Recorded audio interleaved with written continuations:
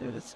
Good morning again, everybody. Let's get this session on the way. The topic is how to innovate mental wellness insurance. We will have some time after the discussion to have some questions and answers, so think about some things to ask them. We've got Keelan Moodley and Moritz Dresch to discuss this further. Take it away, guys.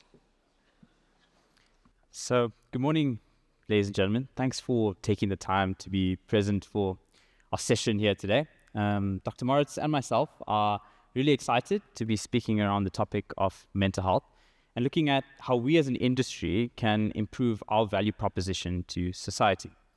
So, our presentation here today is split up into two components. So, Dr. Moritz will be speaking around understanding mental health, looking at some of the most common conditions, looking at mental health from a medical perspective, and expanding on how societal perceptions have evolved over time.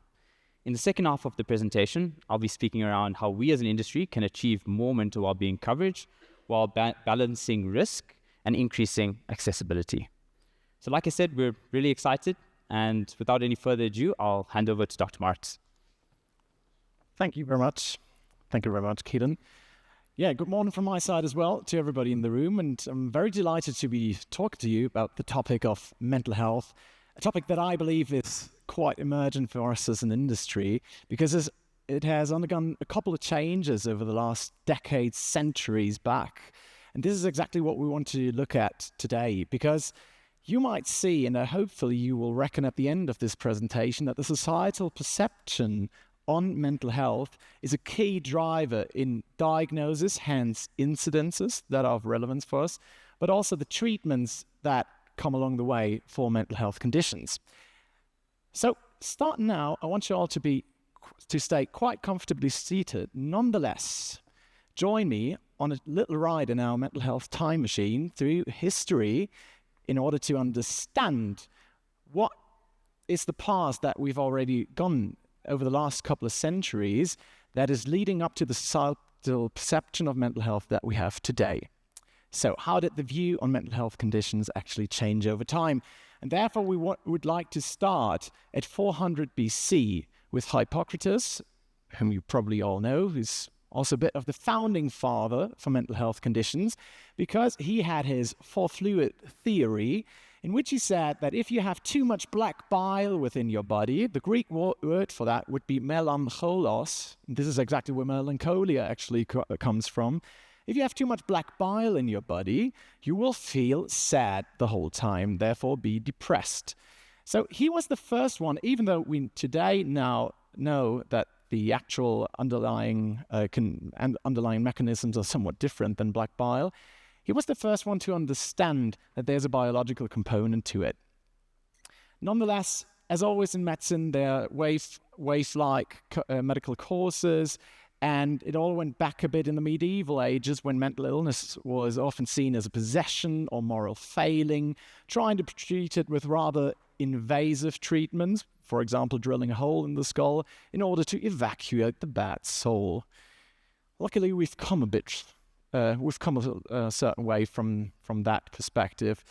Up until the 1600s, where the society decided that these people with mental health conditions are all crazy and we do not want to interact with them, therefore, let's put them into madhouses and asylums outside the city, in which they would be with themselves, would be institutionalized, and would be dragged outside the society, even if it would include mechanisms like chaining someone down to a downpipe, which I would say is a rather unfavorable scenario. Thomas Willis in the 1670s was the first one to actually describe hysteria as a neurological disorder, and therefore he's, apart from other neuropsychiatric findings, one of the first to give an early biological perspective to mental health conditions. And I think most of the people in the room will recognize Mr. Sigmund Freud, who in the late 1800s was the first one to actually say that by talking about mental health conditions, you might be able to understand certain underlying mechanisms, certain underlying triggers like early adverse childhood experiences, and by talking about mental health conditions, you might even be able to treat them. Hence, he's the founding father of psychotherapy. But it did not prevent physicians in the 1920s and 1930s to apply rather invasive treatments like electroconvulsive therapy, which you will see in the bottom picture from One Flew Over the Cuckoo's Nest, or a lobotomy in which you would dissect the right from the left hemisphere in order to numb the cells and therefore numb all the emotions in the body and therefore treat mental health conditions with, as you can imagine, considerable side effects. Luckily, in the 1950s, there was the discovery of psychotropic medications. So the first medications came to the market which were able to treat mental health conditions without these invasive treatments, to be honest. And in the 1960s, it was Irving Goffman that was the head of a movement that actually said, by institutionalizing mental health patients outside the city in asylums, you're actually contributing to the overall illness burden of the mental health condition. Therefore, we need to get them back into the center of medical attention, into the big university and into the big hospitals in order to treat them. So in the 1990s, this is where a lot of development happened because we were able to understand that there's a biological basis to mental health, which we will talk about in just a second. Up until today, where we know that there's, by genetic and neuroimaging research, underpinnings of conditions like schizophrenia, autism, and depression that can be seen as neurodevelopmental disorders inside certain structures of the brain. So as you can see, we've come quite a way with mental health conditions, and therefore it's quite important to understand how the psyche, how does mental health actually work, because I do think that we all now agree on that we've come that way from the 1600s to say that these people are not just all crazy, but there's a biological component to it. And therefore, of course, we need to take a look at the brain. But if you take a look at the brain from the outside, you will most probably not find the answer. So you must take a look into the inside, and then you will find the limbic system. And the limbic system are these green structures and the yellow structure with this, which is the amygdala. The limbic system is very important because it's responsible for motivations, behaviors, emotions, and of course the forming of memories. And therefore, it's the key component of mental health and mental health conditions. If we have a problem, then we usually have the problem within the limbic system. And as you can see, the different components of the limbic system have different functions, being it the amygdala, which is the fear and emotion processor, the hippocampus, which is the memory maker, or the cingulate gyrus, which is the emotional mediator. So how does one information in the brain come from one nerve cell to the other? Because that is where mental health conditions actually occur. So if you have nerve cells in your brain, you will have the information transmitted by an electric current. And these currents need to be transmitted from one nerve cell to the other. But in between, there's the synapses. And in between the synapses, there's a synaptic cleft. So therefore, the electric current needs to be translated into hormones that will actually transmit that very information. And these are called neurotransmitters. And there are different neurotransmitters that are now known, which, if they occur at a level that is too high in the synaptic cleft or a level that is too low in the synaptic cleft, then it will account for a different set of mental health conditions. So it's right there where mental health and mental health condition actually come from. So now let's talk a bit about numbers. How common are these mental health conditions actually? So in 2014, there was a great study. There was a meta-analysis of 85 surveys that have been conducted in 39 countries over the course of 33 years. And it was able to find out that we, as a general population, have a 30% lifetime prevalence to develop mental health conditions. What does that mean? That means that approximately or almost a third of the general population will develop a mental health condition during the course of their lifetime, which is quite a lot, and which was quite a relevant finding at that time, that we talk about the third of the population.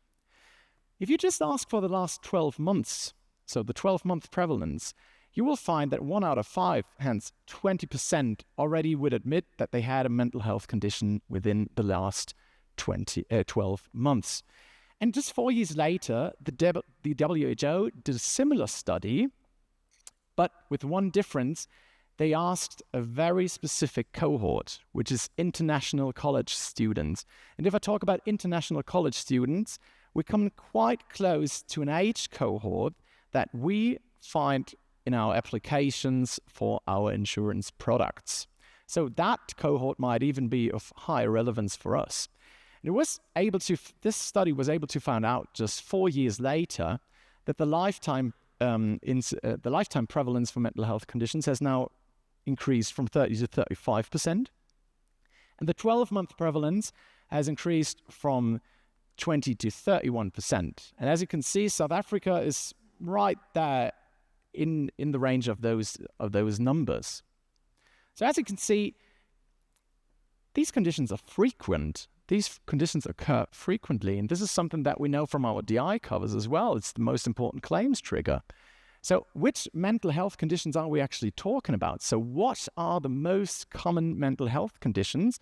And it's not that easy to answer, because if you want to answer that question, you got to know, let's say, probability-wise, how old someone is you ask that question.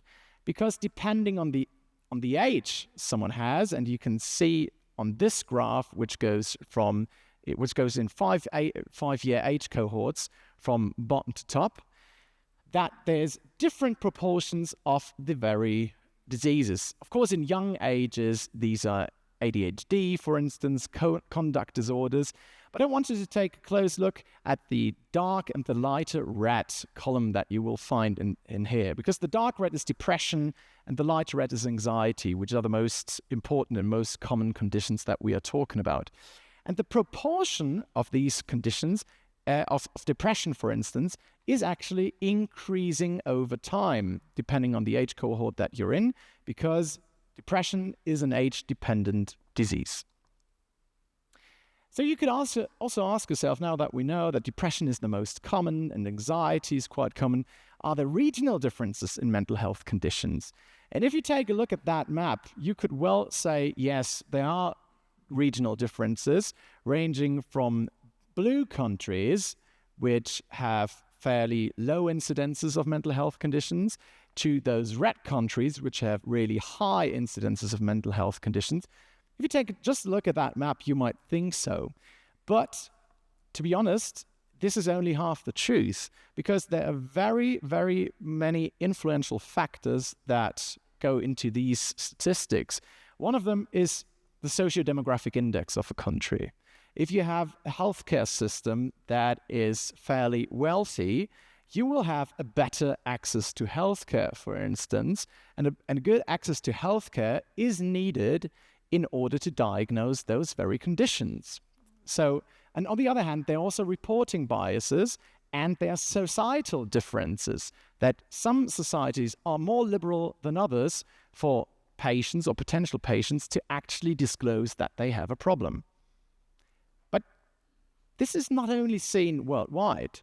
You can also take a look at that from a larger scale, and I do think that all of you know that country that I'm now referring to, that you can see here, that actually even in South Africa, you have different prevalence and incidences for depression and anxiety depending on which state you're looking at. If you just take a look at that map, you would say that people from the Northern Cape have a 38.8% probability to develop depression, whereas the population of the Free State, that's only with 14.9%. Do we actually believe that is true? Probably not quite. As mentioned, there are some influential factors here which we need to consider when taking a look at these numbers.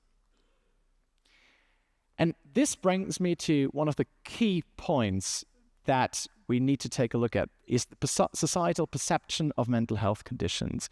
Society is a key driver, as we've already mentioned before, and as we've already seen in the history section. And if this is a great study from last year, in which where there's been surveys in a plethora of countries worldwide, and they asked they asked the population, what do you perceive as the biggest health problem in your country? And the most answers were given to mental health, even before cancer.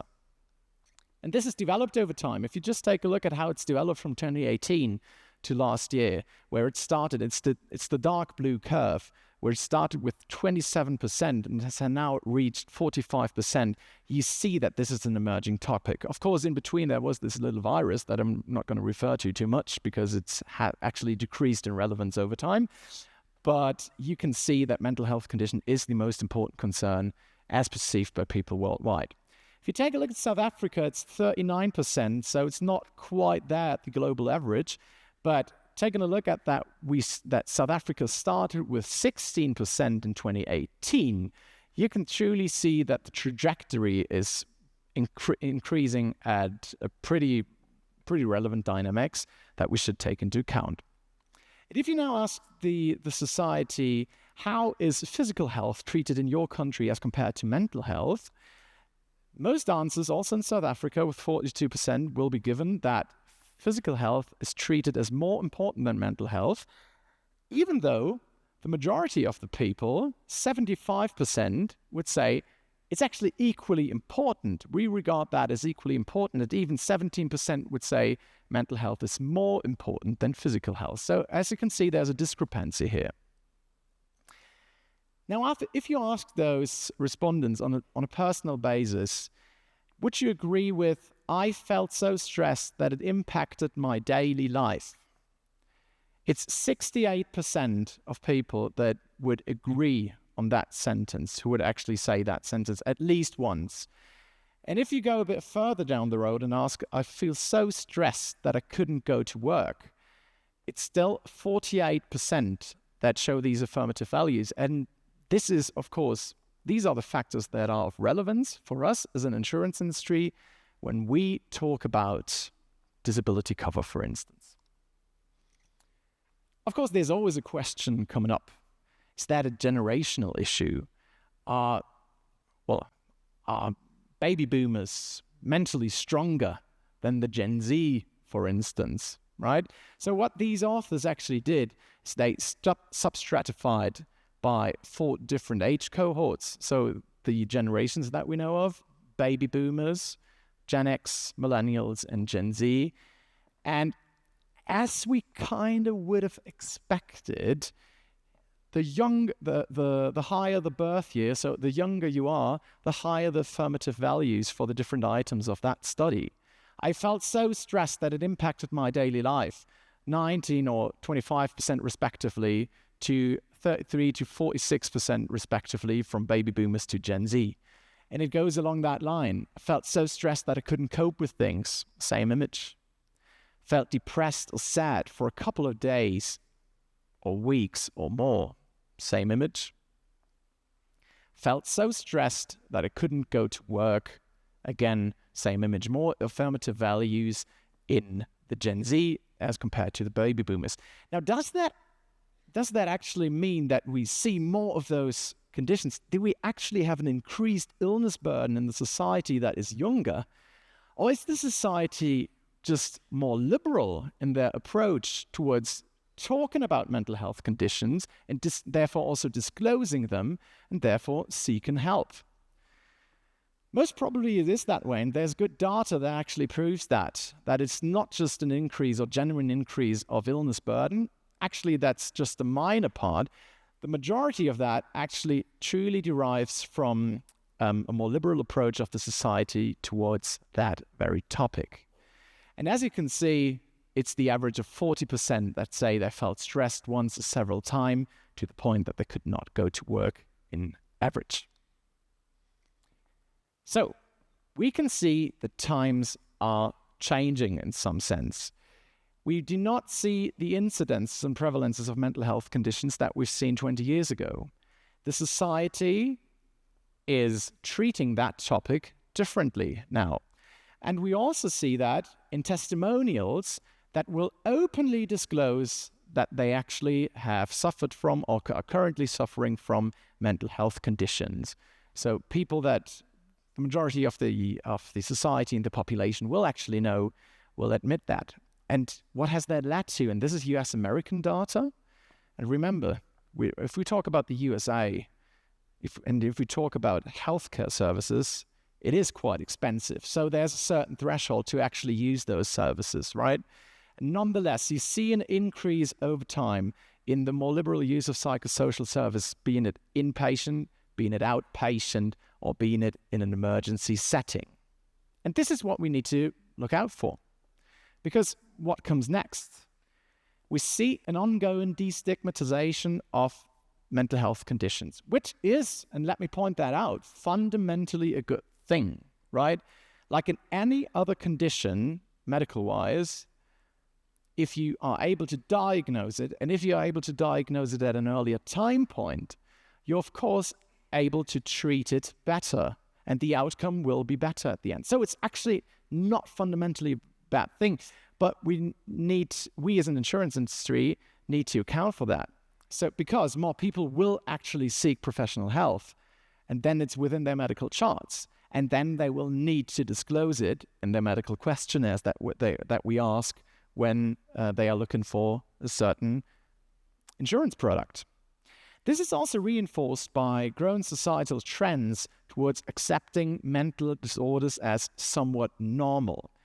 I just only want to drop the word neurodiversity here, because if I really was talking about neurodiversity, we could be talking for the next 2 hours about that topic, and whether this is just a norm variant within the spectrum, or whether we are really talking about relevant conditions. But due to the sake of time, I will not do that. So the question is, with these findings, can we maintain our current underwriting philosophies, or do we need to adjust them? Because as a recap, we've seen the lifetime prevalence for mental health condition is increasing over 30% and way beyond. There's increasing tendencies due to destigmatization and social trends, and mental health is the most important global benefit trigger in disability claims. Therefore, the underwriting industry, the insurance industry, always had pretty conservative underwriting philosophy. Yeah, we do not, either we decline or we put in very major exclusion clauses. But if you just take a look at this UK data, which shows us, and just take a look at the red line, because that's mental health conditions. These are the causes and the percentage of days lost through sickness absence in the United Kingdom. You can see, yes, there is a slight increase, but if we take a look at that in detail, it's going to be only short-term, or the majority of that will derive from short-term absences, like 7 days or less. And we're still talking about an average of maybe 5 days a year, 6 days a year, depending on the study that you're looking at. So the question is the topic really that severe? So if we want to be provocative, we could be asking, are we failing to attract a relevant proportion of the population in the future? If we think the trajectory will go on like that, maybe not 38, then 50% of the population to our insurance portfolio. And this is a story that I would like to hand over to Keelan to answer exactly that. Thanks, Dr. Moritz. So, it's a difficult question, right? Are we failing to attract a relevant proportion of the population to our insurance portfolio? It's one that should challenge you to reflect, but I think one that provides an opportunity for us to make a difference, drive change, and ultimately make the world more resilient. But in order to achieve this ambition, it does require us to overcome a number of significant challenges. The first of which being data limitations. So despite some of the improvements around destigmatization of mental health as a broader topic, as well as increased access to psychosocial services, many mental health conditions are often undisclosed and underreported, closing off critical pathways for people to gain access to the help and support that they need. But a secondary consequence of this from an actuarial perspective is that it creates a lack of credibility in the data sets that we analyze, meaning that we're unable to draw meaningful insights and inferences from our experience studies and investigations, which would otherwise feed back critical information into the product lifecycle. This lack of credibility is also accompanied by a lack of granularity, where due to the overlapping nature of mental health conditions, many mental health claims are often classified under a catch-all category rather than stratification at a condition level. The next challenge that we have is the subjectivity in diagnosis. So mental health covers a range of different conditions, many of which have this subjective nature to the diagnosis. It often requires a patient to disclose symptoms and a clinician to impose a judgment on those symptoms, providing subjectivity both in the disclosure but also in the interpretation, as opposed to having objective biological markers that we have in other conditions such as heart attacks and strokes. But there have been some improvements in the space with the introduction of standardized tests, so the GAD-7 and PHQ-9 tests, which are often used to assess for anxiety and depression prevalence. But there's still a lot of work for us to do in this space. The next challenge is around the long tail termination. So mental health claims typically are played out for longer duration than other types of claims, such as musculoskeletal or cancer-related claims. And this is due to the fact that many mental health conditions are often unrecognized for long periods of time, meaning that people aren't able to get the help and support that they need to manage their condition effectively. And what this ultimately translates to is really inefficient recovery outcomes. And the last challenge that I'll mention is the higher risk of misrepresentation. So this can be broken down into two components. You've got intentional and unintentional. On the intentional side, one of the challenges that we face as an industry is being able to effectively prove non-disclosure at claim stage. Think of getting access to government records and the challenges that that poses, as well as private non-medical aid patients being another hurdle. And then on the unintentional aspect, you've got a lack of awareness. So perhaps someone doesn't actually realize or haven't recognized that they may have a mental health condition, or they simply don't understand the underwriting questions, which could be due to the fact that the questions are being posed in really complex language, which is uninterpreted, or that the question speaks to a diagnosis as opposed to the underlying symptoms. So now that I've qualitatively shared some of these challenges, I'd like to highlight a few graphs to support this. So the first graph that you see on screen showcases our Swiss Re portfolio, looking at the disability income claims for mental health conditions over the period 2019 to 2023. And there's a few parts of this graph that I'd just like to highlight. So I'd firstly like to draw your attention to the purple portion of the graph, which represents the mental non-coded claims, really highlighting and speaking to those data limitations that I mentioned earlier. And then if you look at the condition list a bit deeper, and I know it's a little bit small on the slide, but I'll mention some of them: alcohol abuse, anxiety from work-related stress, depression, mild anxiety and depression, moderate anxiety and depression. You slowly start to see that many of these conditions exhibit that subjectivity in diagnosis that I referenced earlier. And if you look at the condition list even deeper, you'll also notice that many of the conditions have potential for overlap. Take anxiety and depression as two examples.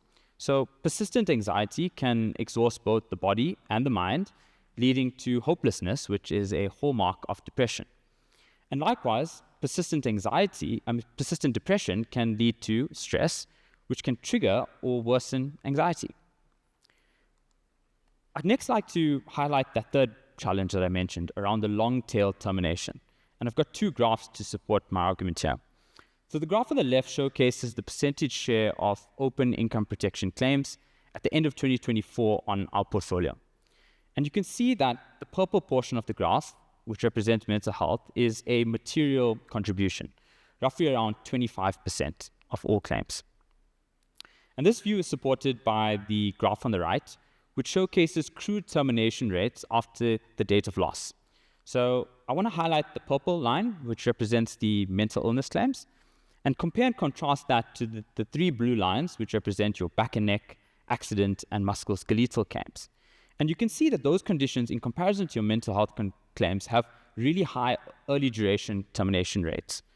And the result of this means that, in comparison, your mental health claims have a longer, flatter profile, which references that long tail that I mentioned earlier, and results in claims being paid out for longer periods of time. If you then transpose that crude termination rate into a cumulative rate, you get the graph that you see on screen. So we looked at the first 24 months of a claim and compared and contrasted mental health claims to all other types of claims. So Your mental health claims are depicted by the red line, and your all other causes depicted by the blue line. And you can see that after the 24-month period, there was actually a material difference between the percentage of claims closed, 66% for your mental health claims, in comparison to 78% for all other types of claims. And then if you stratify that red line into the underlying conditions, you get the graph on the right-hand side.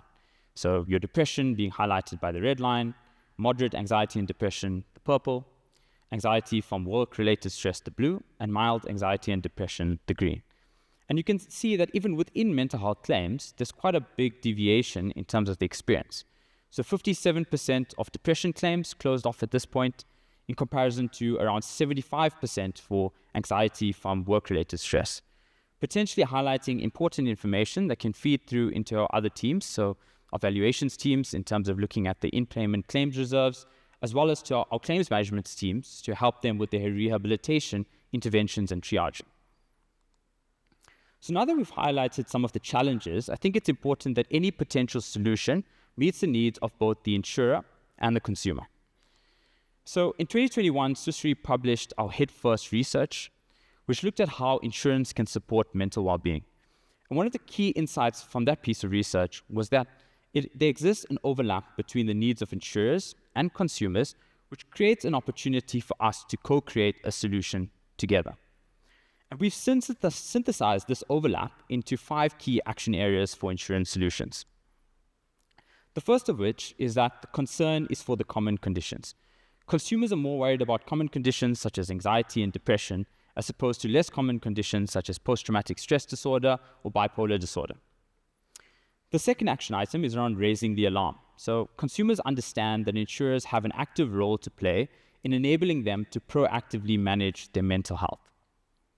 This is often through digital mediums, which can often be rolled out at scale. But what's really important is that the necessary pathways are available to consumers for them to access more intense interventions, such as human interaction, face-to-face contact, getting access to psychologists, psychiatrists, and essentially raise the alarm if their condition deteriorates. The third point is around prevention is the best medicine. Consumers recognize that a mental health condition can be extremely disruptive to both their lives, but also the lives of those around them, their friends and family. And us as insurers are very much aligned in not wanting to see these conditions happen. The fourth point is a healthy body equals a healthy mind. Consumers understand the link between physical wellness and mental wellness, highlighting to us as insurers that we need to look at holistic wellness support that covers both the physical and mental components. And then the last point is the role of the employer. Consumers understand that the employer has a fundamental role to play, both on the prevention side, but also on the rehabilitation side, creating healthy workplace cultures, as well as being open to create flexible return to work programs. And it's important that us as insurers keep open dialogue between the employer, the individual, and ourselves to act in the best interests of our policyholders and members.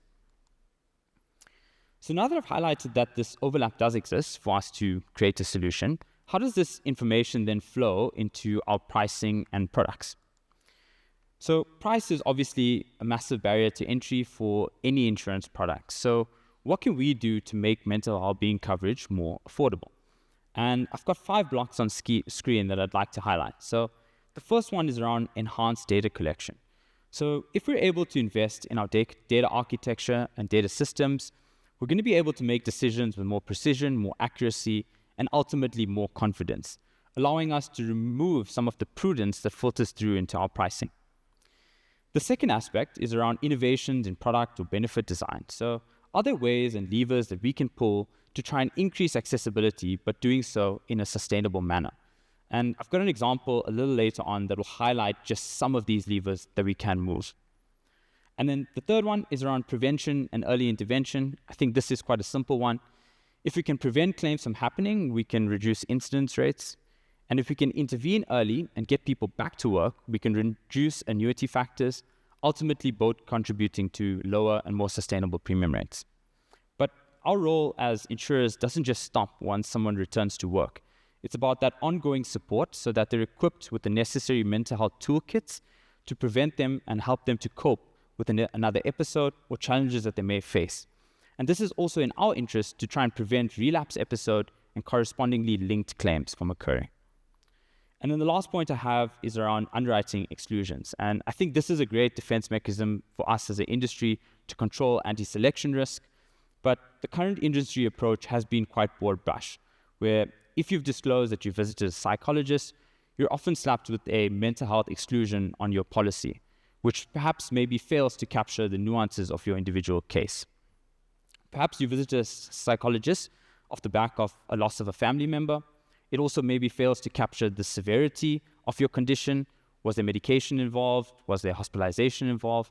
And all of this information needs to filter through to our underwriters to empower them to make informed decisions that are also tailored to the particular applicant. If we're able to do that, I think we can really increase accessibility in a sustainable manner. So instead of applying a broad brush mental health exclusion, perhaps we can look to exclude depression for the first 5 years of the policy, provided that another episode doesn't exhibit.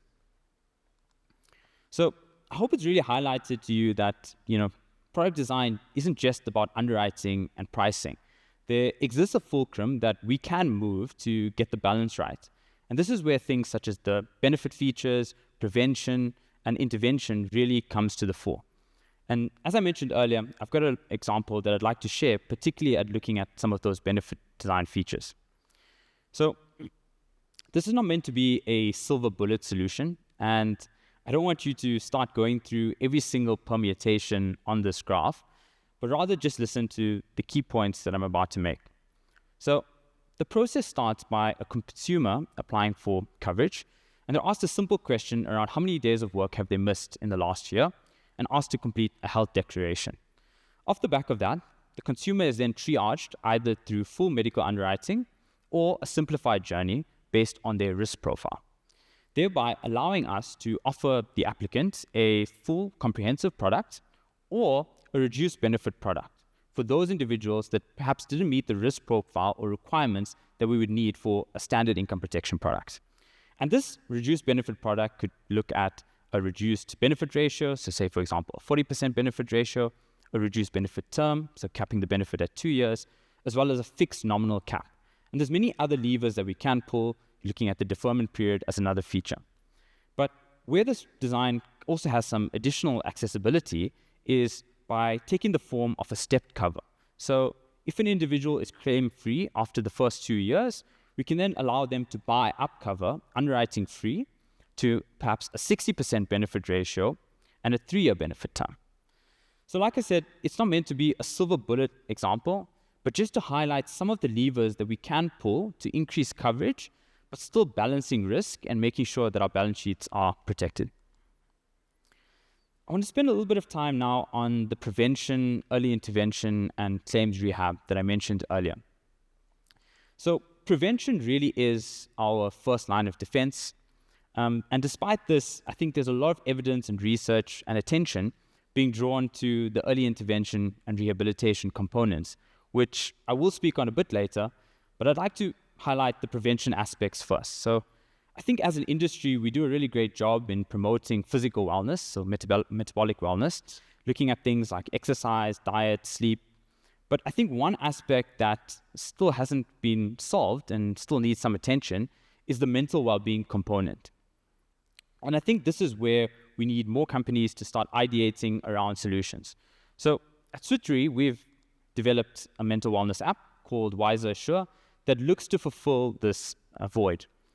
So Wiser Assure is a AI-based mental wellness app that allows a user to anonymously, in a safe environment, chat with an AI chatbot and express some of the challenges that they may be facing in a safe and secure environment.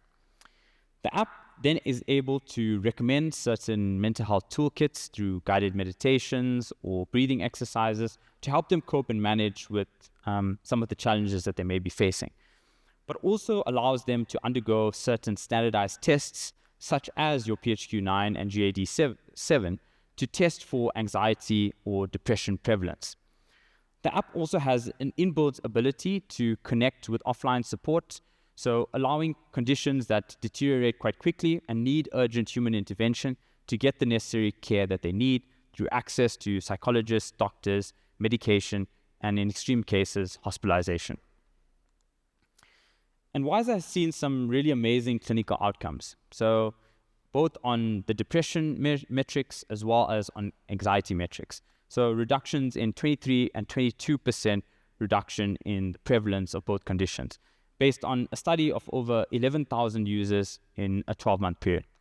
And WISE estimates that this could translate to roughly around a 30% cost saving for employers through a positive impact on their employees' mental health. So WISE is not meant to be the silver bullet, but to just highlight some of the potential ideas and benefits that prevention can really have for our portfolios. So if on first line of defense prevention fails, what do we do? So there's two particular kind of weapons that we have in our arsenal that can help us address these problems and challenges. The first of which is the biopsychosocial model, or BPS model, which highlights that we insure humans and not diagnoses. So you could have two people with the exact same underlying diagnosis, but experience completely different return to work outcomes. And this is because we need to consider the holistic aspect of a particular claimant. Perhaps they don't really have a support structure at home. Perhaps they're suffering from depression due to taking care of an elderly parent. All of these nuances of a particular case needs to come into our thinking when we develop recovery protocols and plans for our claimants to incentivize them and to get them back to work. So this is where the psychological, social, as well as the biological components really come into play. And one particular area that's been getting a lot of attention has been the link between metabolic dysfunction and mental health. So in 2023, we had a look at our own portfolio to draw some insights. And what we found was that for claims that had been in payment for a longer duration than 12 months, roughly around 70% of those claimants were actually either overweight or obese. And there's a number of other research articles and publications that support this inference. And I've got a few different statistics here to highlight this. So you're 2.7 times more likely to develop major depression if you're pre-diabetic, 3.5 times more likely to have a metabolic syndrome when newly diagnosed with a bipolar disorder, and many others. So what is that second tool that I mentioned? And this is something called stepped care. So stepped care in its simplest form is doing what's needed when it's needed. So it's about applying high-scale, low-cost, simple interventions at the start of a claimant's journey. So looking at things like providing access to government services, online web-based support.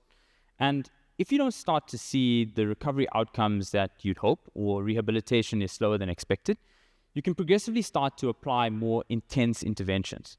This is where access to occupational therapists, psychologists, psychiatrists really comes to the fore.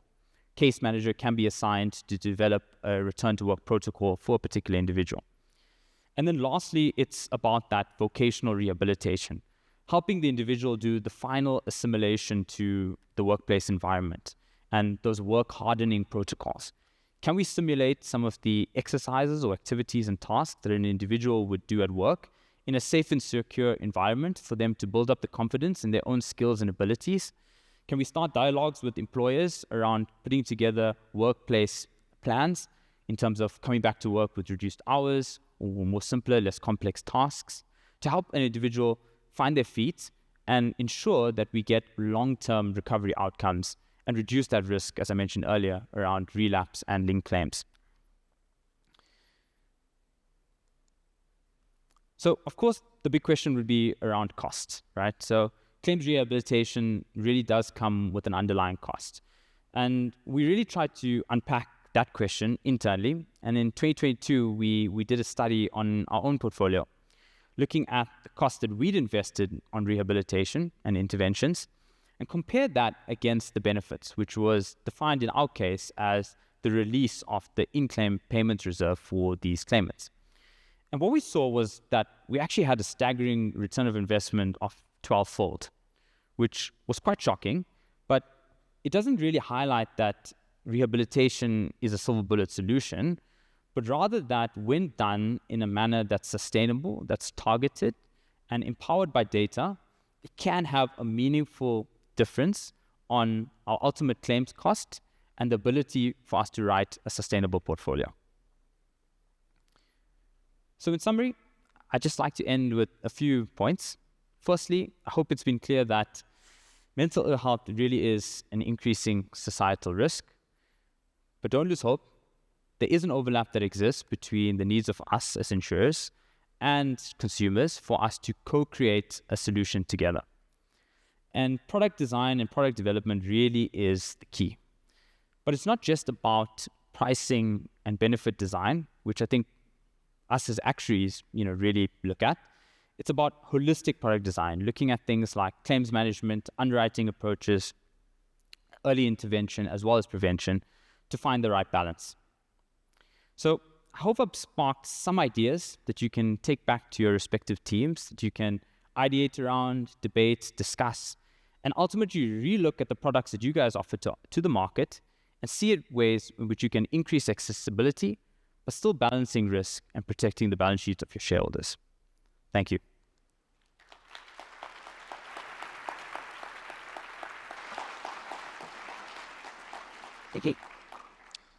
Thank you very much, Keelan and Maurice, for that presentation. We are now at the Q&A session. So once again, the mics are on the aisle. If you have a question, make your way to the aisle. I see a hand there. Perhaps you can start on the left.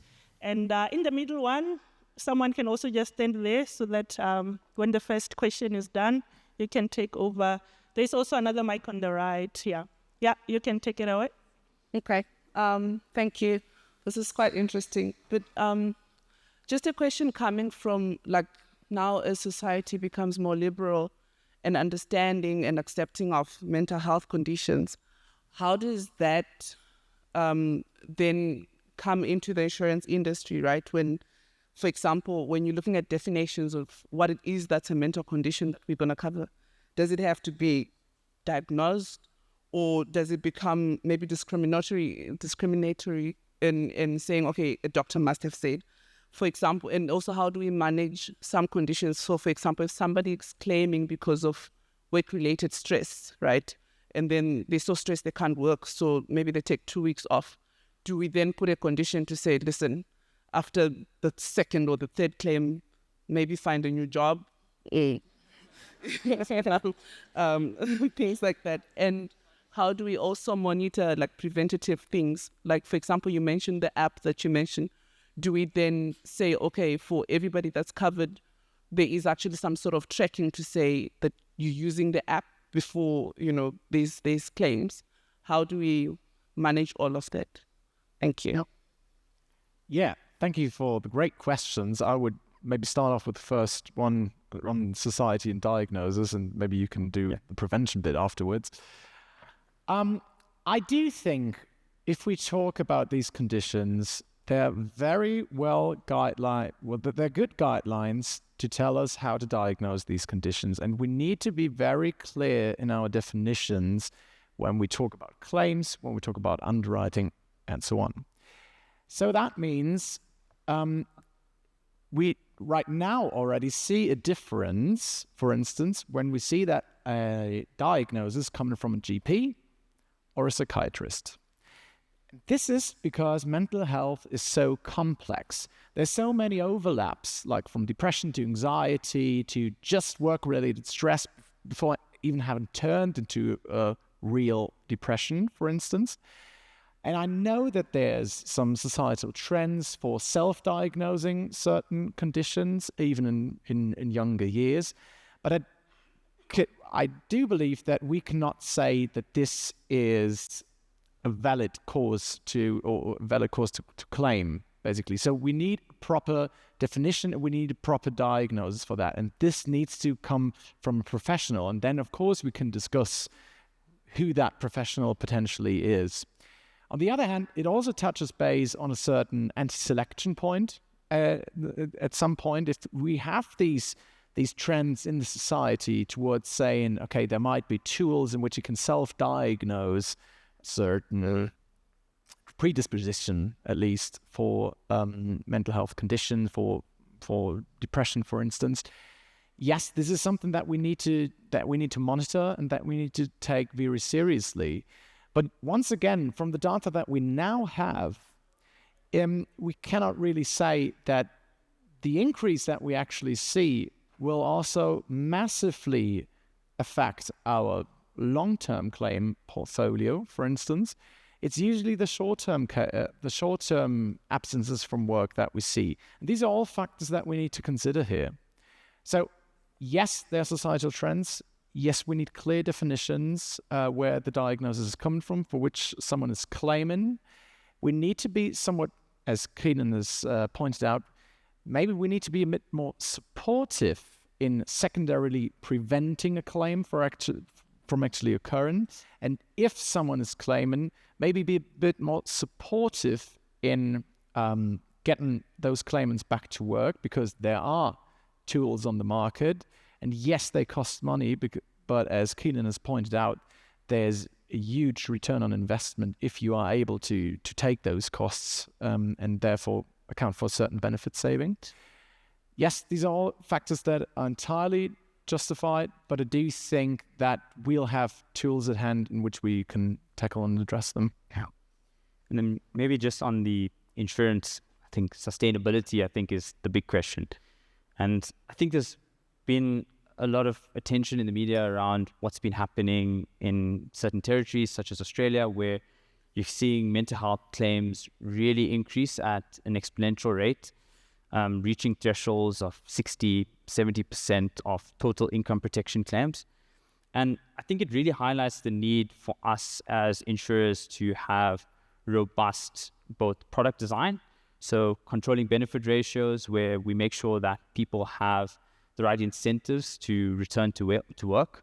I think in our market, there's quite a lot of these top-up products that can allow people to get coverage up to 100% of their replacement ratio. So seeing how we can protect that. I think another challenge that we have is around overinsurance. So making sure that we're aggregating disability income benefits sustainably to make sure that we do get those return to work outcomes.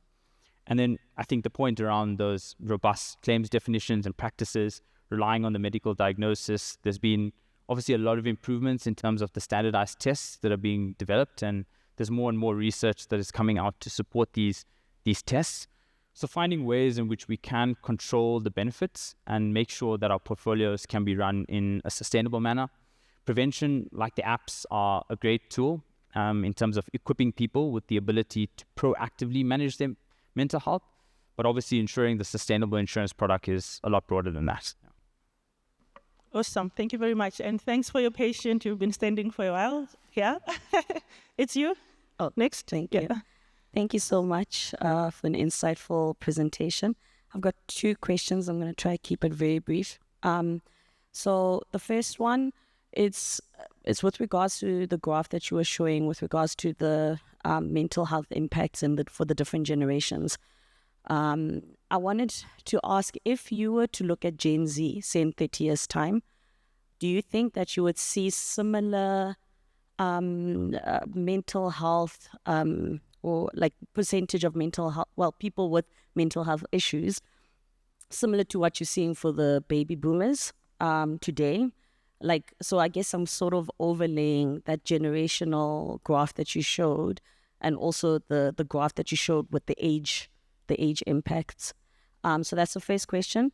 And then the second question, I think there's a lot of, obviously mental health is as a result of many things, like many issues that people are going through.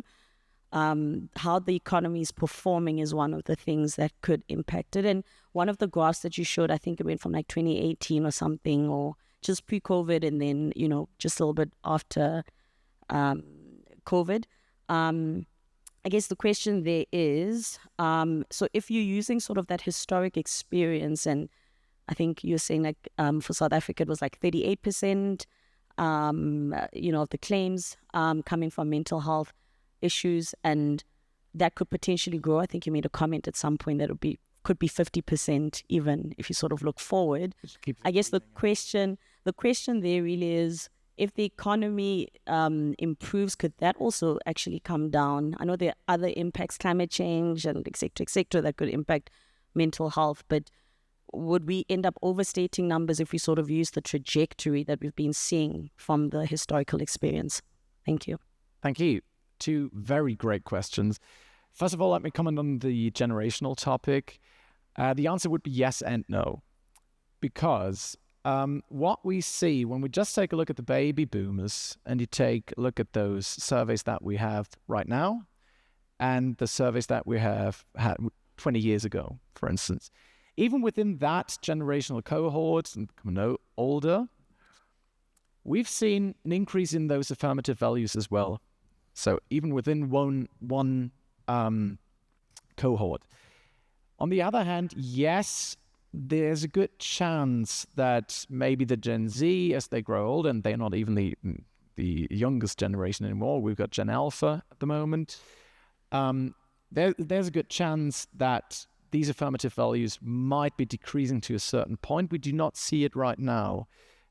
We do have several studies that take a look at birth years, for instance. If we just stratify for Gen Z, you will find that at least over the last 5 years, there's not been a massive change in these affirmative values. So they're not decreasing as they've now turned like 5 years older as compared to before that. So yes, there might be some nuance to it, that there's an alleviation in symptoms over time, or at least in mental stability. There's some progress in mental stability over time.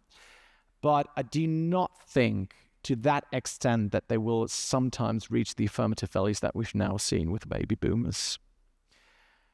The other question regarding the economical impact or the economy as a factor for mental health conditions, for instance, you're entirely right in saying there are different influential factors that are contributing to the development of a mental health condition. And of course, there are intrinsic factors, early adverse childhood experiences, for instance, and there are external factors, shows social pressures, existentialism, of course, yeah, and therefore, of course, the economic impact that it might have. By the way, COVID did not have that much of an impact as we would have all thought on mental health itself. During COVID, yes, but not after the COVID years. But yes, of course, that is one factor that might contribute here. The question is, as there are multiple factors, how much impact will it have if the economy gets better or worse? How much impact will it have? I would suppose if you do have certain predisposition for a mental health condition, genetically or through those early adverse childhood experiences, for instance, bad economy, or you experiencing the impact of a bad economy might actually lead to the point that these conditions will actually develop. Whereas potentially, if you're in a good economy or you're wealthy, this might be somewhat protective. But on the other hand, that could then also say that wealthy societies would not have mental health disorders. And this is definitely not the case. If you've taken a look at the world map, even the richest countries in the world have pretty high mental health condition incidences. So it's one factor, but it would be quite easy to just bring it down to that one factor. Thank you very much. We have run out of time, but yeah, this lady has been standing there for quite a while. I'll give her a chance, a minute, to quickly ask a question. But yeah, I mean, in general, you can always reach out to our speaker after the session to engage with them further. Quick one, in 30 seconds. I actually do have a short question about the app. So I can imagine that someone with a diagnosis would be inclined to use the app to monitor their progress, etc. But how would you, or how would you encourage engagement with the app for prevention? Yeah, I mean, I think in some of the trials that we've seen is that user engagement has been quite high. I think it's one of the things that when we've developed the app and looked at the design and the feel, is that it's really meant to be, a sidekick that you have throughout your kind of life, rather than just being a solution for when you face that roadblock or challenge. And I think driving engagement and being open around talking about mental health, I think this is where we can do a lot more to try and help people take that proactive approach to mental health, rather than being reactive when a condition has potentially progressed that could have been stopped or intervened a lot sooner. Yeah. Awesome. Thank you very much. Another round of applause for our speakers.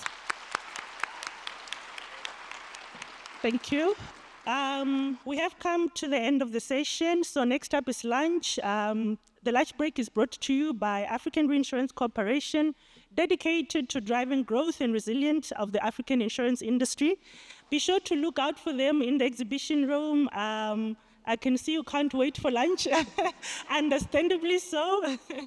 In addition, there's also round 2 of chairs that is also happening now at lunch. So be sure to go check it out. The finals will take place tomorrow, brought to you by Insight Actuaries. And in addition, your parking tickets, your wristband for the cocktail tomorrow can be collected at the registration desk. And after the session, we'll run concurrent session at 1:40 p.m. In this room, we'll be talking about what you feed your microbiome. So I do hope you make the right choices at lunch. If you don't know what that is, do come back and you find out more. Thank you very much.